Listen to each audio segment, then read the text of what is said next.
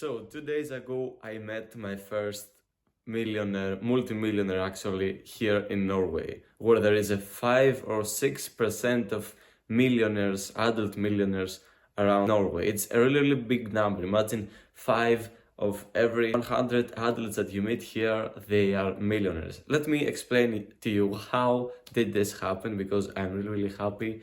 I was just phoning my best friends and calling them and saying, oh, I met a millionaire, he was so crazy.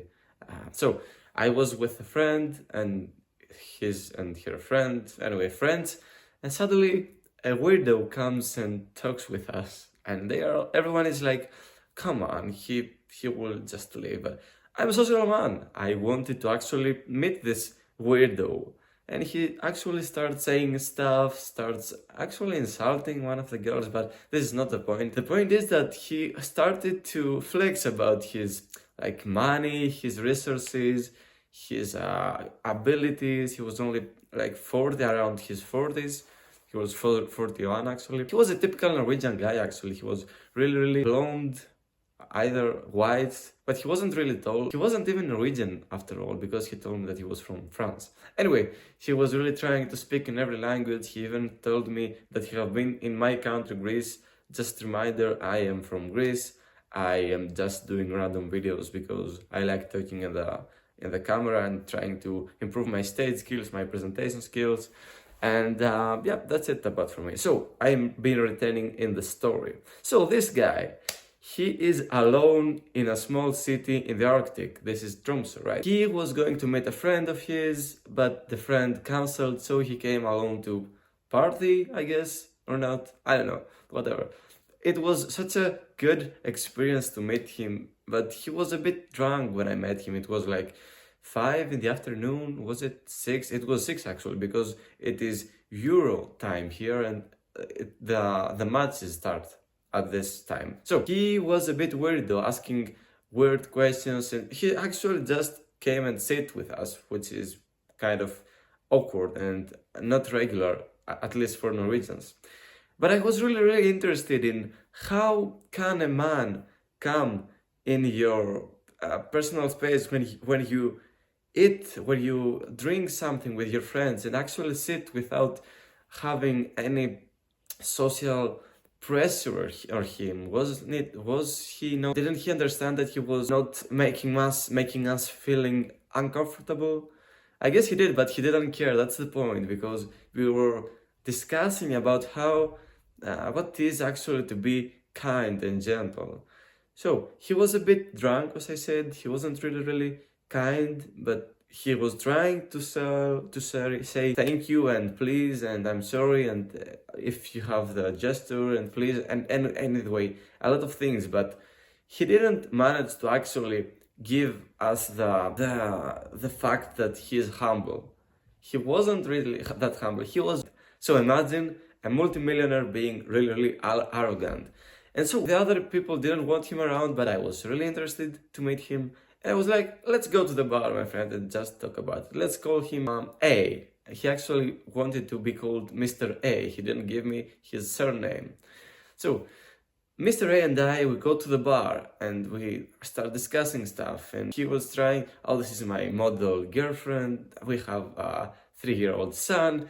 For our for our wedding, we have rented a private castle in Sweden. Also, he was saying that he has an helicopter. He is someone with power. After a call, 2 minutes, he could close all of the borders of Norway. Really access stuff. Imagine having that kind of access and being so. It's not popular. It's actually power. Imagine having that power. But he actually told me something that I couldn't understand back then, 2 days ago, and I cannot understand it now. It was this. He said to me, Valentinos, you have good manners. Eventually, you will get successful. He didn't say rich, he didn't say wealthy, he said successful. Well, I said to him, well, in my country, everybody wants to help you, but nobody is successful. What do you mean?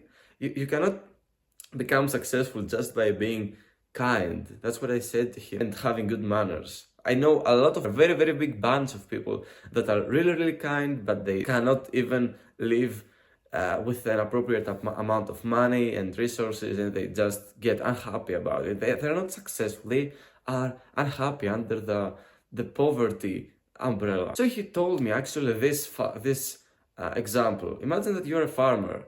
If you're a kind and humble farmer, you will be better than the other farmers. So eventually you will be on top of the farmers.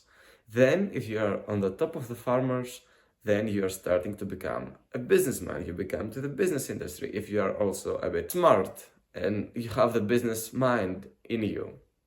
So you start to become a businessman, but you're just a solo low businessman. You're just selling your products of the farm or whatever. Is it vegetables, fruit, or maybe meat? I don't know. It's not my industry. And then you start to become in the area of other businessmen, right? It's called just businessmen doing business, right? So against all the businessmen, you are someone that is kind and you are humble. And he said to me that of all around them, of all of them, if you're just kind, you will finally go to the top because you will be different from the others. You will not being such a let's say, and trying to step on others for you to become to create a fortune. So eventually you will become a successful businessman by having just a kind attitude, just being helpful. That's what he said to me. I don't believe it because you actually need to be smart to do that. But anyway, I found myself a bit, how do I say it? I found myself being happy for my future because, okay, I will just continue being kind and it will just roll up and I will find my purpose and I will become successful after all.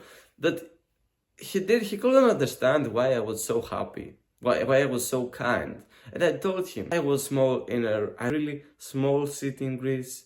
It's actually a town with not even done, it has like 10,000. My family was really, really loving family. My father, as they say, everyone says to me, is a really, really kind and good guy, good man, helping everyone. And I just was educated. I was getting my education seriously, and I have been disciplined on studying and being good and having good manners and saying thank you and saying please and all this stuff. That was how I became kind. But it's actually something else that I want to say. Even after my 18 years old of school studies, I have been in the university.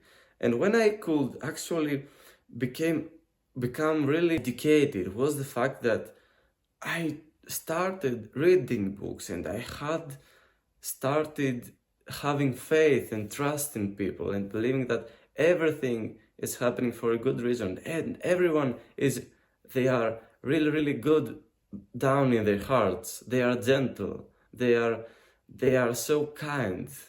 Everybody is a good person. That's what I think. That's what I believe.